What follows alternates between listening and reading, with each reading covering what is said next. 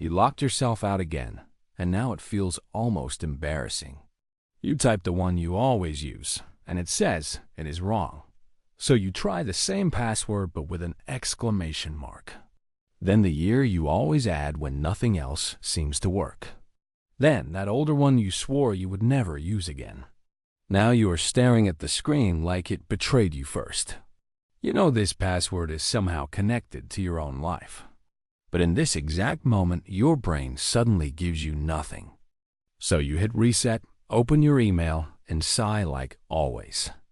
And somehow this tiny moment ruins your mood more than it should. Most people think forgetting passwords means they are careless or just bad with technology. But that explanation is usually far too shallow to explain what is really happening. People do not forget passwords because they are stupid or incapable of being organized. They forget them because passwords are among the least natural things the brain stores. A password is rarely a story, an image, a feeling, or something emotionally alive. It is usually a forced little code made to satisfy rules nobody even remembers later. One capital letter, one number, one symbol, one version you changed 3 months ago. And somehow your brain is expected to treat that like meaningful human information. But memory does not hold on to things just because they are technically important. It holds on more easily to things that feel connected, vivid, and internally familiar. That is why you can remember a random moment from years ago with strange clarity, yet freeze in front of a login screen trying to recall something you made yourself. The problem is not always memory in the simple way people assume it must be. Sometimes the real issue is that the information never felt mentally alive to begin with, and your brain quietly decided it was too artificial to hold with confidence. Your brain is far better at remembering meaning than remembering manufactured combinations. It remembers what links to emotion, context, faces, tension, stories, and familiar patterns. But a password often arrives in your mind as something flat, cold, and disconnected. Even when you create it yourself, you are usually not creating it with real attention. You are trying to get through a setup page as fast as possible and move on. That means the password is often born in a moment of low presence and mild annoyance. And memory tends to encode weakly when your mind is focused on finishing, not storing. So later, when you need that password, you are retrieving something barely anchored.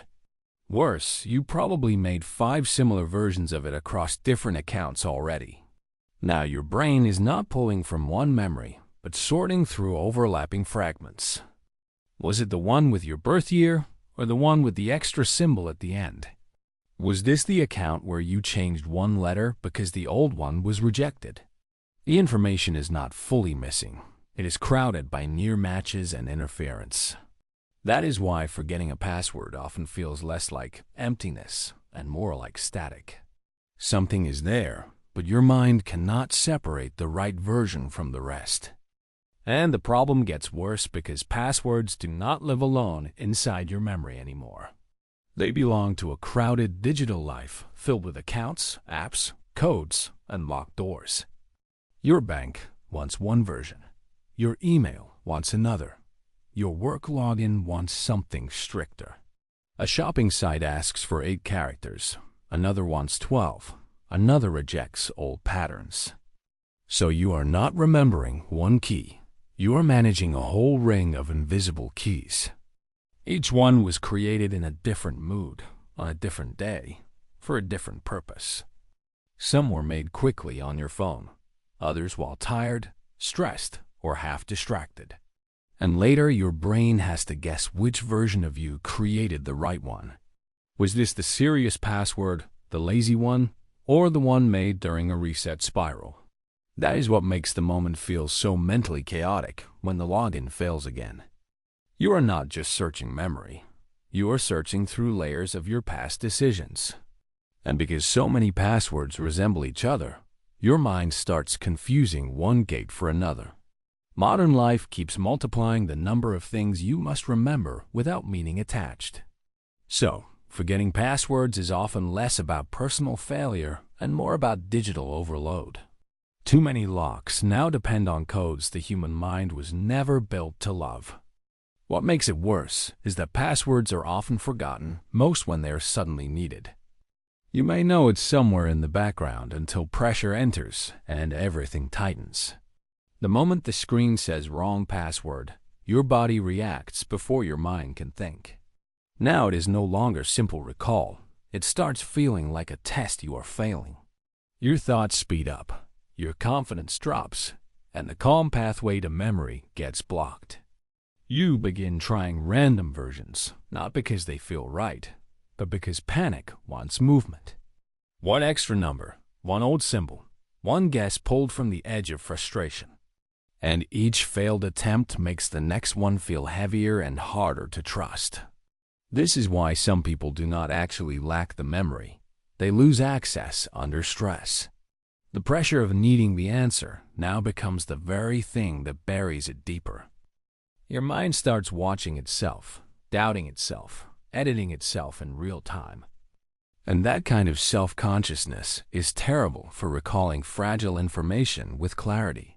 So the password is not always gone in the absolute sense people assume it is.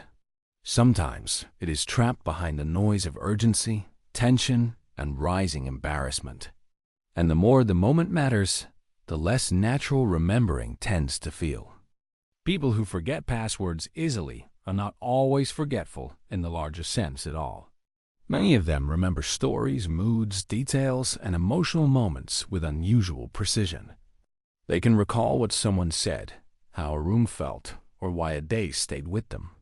But passwords are different because they do not arrive as living memories with texture. They arrive as sterile little codes that ask to be remembered without earning meaning first. And some minds are simply built to hold meaning better than they hold mechanical labels. They remember what feels human, not always what feels artificial, flat, and interchangeable. That can make a person seem disorganized in digital life while being deeply observant elsewhere. They may forget the login, but remember the conversation they had on the day it was made. They may blank on the code, yet notice patterns in people other minds never even catch. So this is not always a sign of a weak mind, but of a different kind of memory.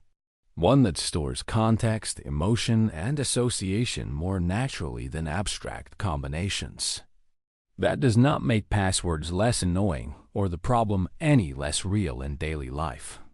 But it does mean the struggle may reflect mental style more than mental failure. And sometimes the difference matters more than people realize when they judge themselves. That is why forgetting passwords is not always carelessness or proof that something is wrong. Sometimes it means your mind was built to remember what feels alive, not what feels forced. The answer is not more shame, but better systems for a brain that prefers meaning. Write it down safely, use patterns, reduce the chaos, and stop relying on panic recall. Because this problem usually grows worse when you treat every login like a personal failure. You are not broken just because your memory does not worship artificial little codes. You may simply have a mind that holds stories better than symbols under pressure. And once you understand that, the frustration starts losing some of its old power. If this psychology made you feel understood, subscribe for more videos like this. There is a reason your mind works this way, and we are going to explore it.